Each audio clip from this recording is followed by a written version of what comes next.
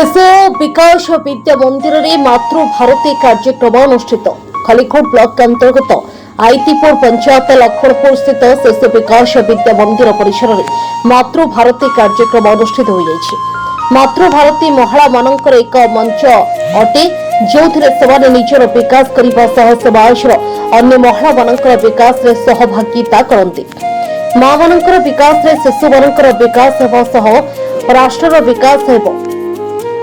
सेथिपाई एपरी कार्यक्रम आयोजन कर मां मध्य विभिन्न प्रकार प्रतियोगिता करा जेपरिक रंगोली, शंखध्वनि, गीत परिवेषण, हुलहुली और म्यूजिक चेयर अन्यतम।